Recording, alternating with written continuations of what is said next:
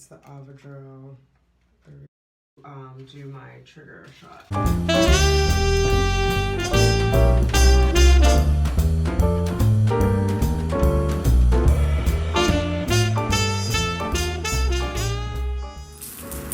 Hi, thanks for clicking on Simply Tanika. I am Tanika. If you are new here, welcome. Hit that subscribe button. Let's hang out a while. If you are returning, welcome back.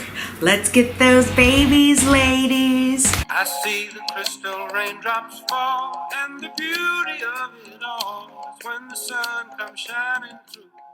Oh, I got the smiley face. I couldn't even see that before because I don't have my glasses on. I thought I had the, and it's a solid.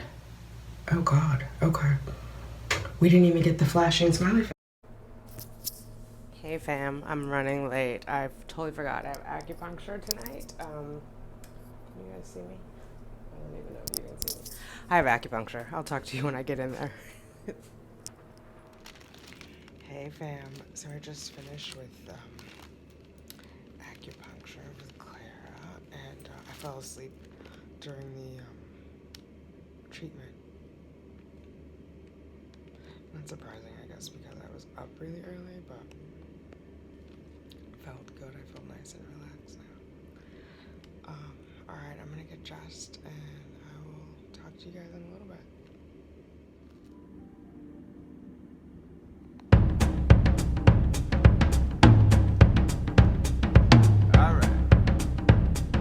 Alright, so I'm all done at that place. Headed home. I'm tired, so I'm gonna sign off now. It's been a hell of a day, but I think it's gonna be a great day tomorrow, and I'm excited for the progress. Hey fam, how are you? All right, I'm home. I tried to sign off earlier, and then I realized I have a lot of stuff to do. So typical team too much. I'm gonna try to cover 3 things in this close. One, I'm gonna do one more OPK test because I wanna finish what we started for the progression testing. I'm going to give myself the Avidro trigger shot, and then we're gonna look at some pseudo egg white cervical mucus. All right, so let's start with the OPK, just because that's gonna take the longest amount of time. And I'm doing the progression. People have different LH surges, and so just because it started doesn't mean that that's it. 1, 2. So if you're new to TTC, you want to see how long your LH surge is. Is it a day, 2 days, 3 days? Because like when you're going to an RE, they estimate that it's 24 to 36 hours. And so then you'll be ovulating after that. But again, it's an estimate. It could be before, it could be after. So it's good to know when yours is, so that helps you, especially if you're doing timed intercourse or if you're doing home inseminations, so you know when to introduce the sperm, right? So that way it's closer to that release time. So you're not doing it at 12 hours and then you really don't ovulate for another 48 hours because either your egg will be gone, you'll miss the egg, or the sperm won't be there. Sorry, I'm trying to do the timer. Okay, so yeah, you just want to test it out. And I thought I would keep going. And if you noticed, I am not testing with this one, which I already marked up. I did it upside down, but that's okay. Why am I not testing? Because once you get the solid line, you stop testing. It's going to stay solid for 48 hours because it knows within that time you've already started your surge. It's just like for the next 48 hours, you're going to continue to surge. So it won't let you test anymore. You can put as many sticks in here and pee on them, you know, if you have money to burn, and it's still gonna, and just so you know, when that pops out, it stays that way. I think it stays that way for like 12 hours. But this has been in there since this morning, so it was already 12 hours with this stick in there. So once you take it out, it's probably another 12 hours. I think their pregnancy tests work that way too, but don't quote me on that. So here you can see that line. That's the, let me do it this way so I don't confuse you guys. The dark one is the control line, that one is the test line. So I'll add that to our progression testing. Uh-oh, the reader dropped. I'll add that to our progression testing and keep it in. So it's probably, that's the darkest that it's been on there, but it's not like the others. You can see it's not as dark as or darker than the control line, but we don't have to interpret what it is because it gives you the digital signal, which is what's great about those things. It makes it easy. And then I'll show you these here. So this is what's going on there. So now that it's dried, and you can see I got way too much specimen on there because it's all falling apart. I need to tape that. But now that this part is dry, I can see that it is the same color as this is the control, and there's a test. They're the same color, where you can see those other ones. These other ones here were not quite there. So yeah, it happened all at once. We know that now because the blood work confirmed it. So there you go. All right, I'm gonna wash my hands.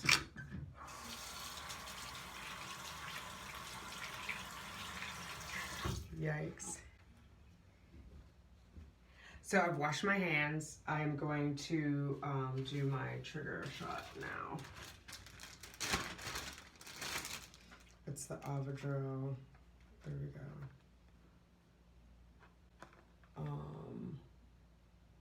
250 milligrams, I guess. I don't know. 250 something. It's already prepackaged, so we'll do that. I'm going to put it on my left side because that's the side that has all the follicles that are ready to go. And yeah, I figured just let's go straight to the source. This is the first time that I've done it so close to the IUI, but because my body started it already, the doctor wants me to take this. This is just to make sure that all 3 of those, or hopefully all four of those follicles release, but most likely 3. But yeah. So that is there. And then I don't know if you guys are going to be able to see this. Hang on. Let's see. There we go. Okay. So I'm going to bend down so you can see me. So they give me these swabs. It comes with the test, or with the needle, and also one of these. This doesn't come with every package, and whenever I get them refilled, they ask me about it.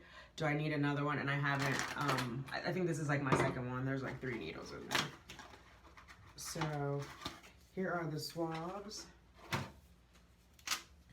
gonna swab the one side.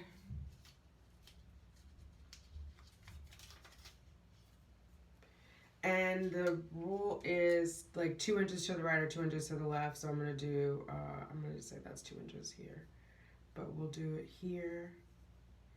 And again, this is my left side. I'm doing it on that side because that's where the follicles are.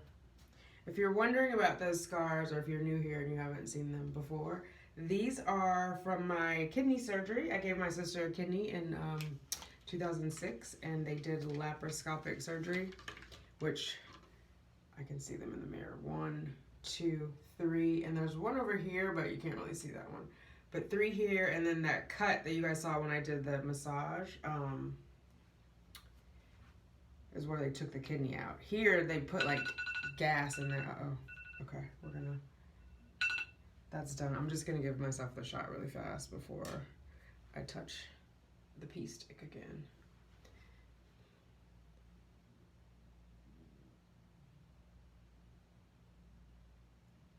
There we go.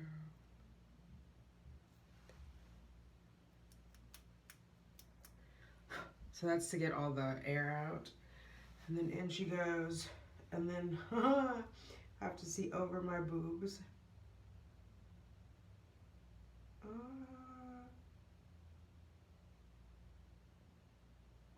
I cannot just jab mine in. I've seen other people just jab it. I don't know. I like it to go slow.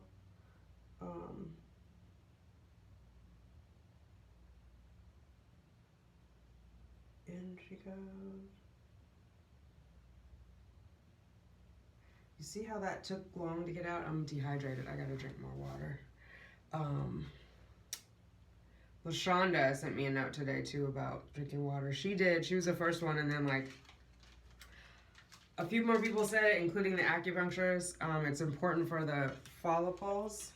It's important for the follicles, for the growth of the follicles. And just overall, LaShonda made a good point of like, when you are dehydrated, your reproductive organs get the last of your water, because it has to go to vital organs first, like heart and lungs and all that, which is everything else. Like we talked about that in the parasympathetic nervous system.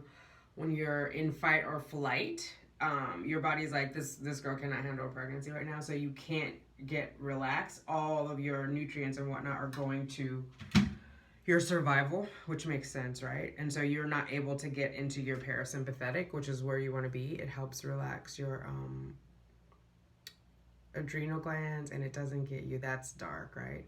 And actually, I was just reading tonight too, it helps with your progesterone when you're more relaxed, because cortisol, whatever it is that feeds the cortisol, takes away from the progesterone. So, because again, your body's like, you don't need to be pregnant right now, you're in a crisis. It's from when we were cavemen, and if there's a bear chasing you, or you're fighting for your life, or you can't feed yourself on a regular basis, you're not getting nutrients, it doesn't make sense for you to be reproducing, right? You don't know if you're going to survive, so it doesn't make sense for you to be bringing life, which is because the body, once you are pregnant, all of your resources get diverted to the fetus. They get fed first. Okay, so you guys see that. So I can't even tell now which is the control line and which is the LH line, so that's good. But because I'm holding it, I know that's control in that, and I would say that's darker. So this is even stronger than what we saw this morning. Let's see if I can do this all together. Okay, here we go. Yeah, right? So this morning we will say it was as dark, and now it's darker. And so we know. And we know from the numbers, but I'm just showing you guys because not all of you guys are going to labs. And so that way you kind of have a comparison of like, okay, this is what is going on this way. And her labs also confirm it, so that you have some confidence when you're reading your own, if you're not doing labs, about how it progresses. So hopefully that helps. Yeah, that's my intention, is to help. A lot of people had questions about it. I, of course, am not an expert. And I don't know the answers to everything. I'm giving you my experience, and hopefully you can use that information to correlate to your experience, because I want us all to get our babies. All right, last thing, and then I'm going to get out of here. So, egg white, cervical mucus. I didn't do egg whites because I bought a bunch of organic eggs, and I was like, I don't want to waste them, and I'm not going to eat them after I play with it. So, the egg white cervical mucus looks close to semen. If you are a Gold Star lesbian, you don't know what semen looks like, which is fine. Probably don't know. I'm going to play with this. This is actually the soap, which I was filling out earlier, and I was like, it kind of looks like it too. So I'm just going to, if I can get it there. But you see that? That's what you guys, whoa, it's running away. That stretchy bit is what you want. So you're going to take your finger and put it in your cervix, pull out some cervical mucus, and pull it apart. When it's stretchy, you'll see it. It will start to appear in your underwear first. So if you're wearing the black underwear, when you're around the time of ovulation, you'll be able to see like little spider marks, cream white in your underwear.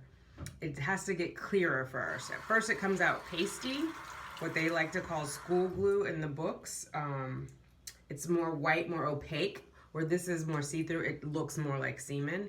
It has the same properties, right? It's helping the sperm get to where it needs to go. So yeah, I'm trying to balance on one foot. I don't know why I do that. It helps the sperm get to where it needs to go. And so, yeah, you want to have that egg white cervical mucus. You'll see it in your underwear. Again, if you shave your pubic area, you'll be able to feel it when it starts to get copious, because it's going to be touching the lips of your vagina, or your vulva, I guess technically, and you'll feel it.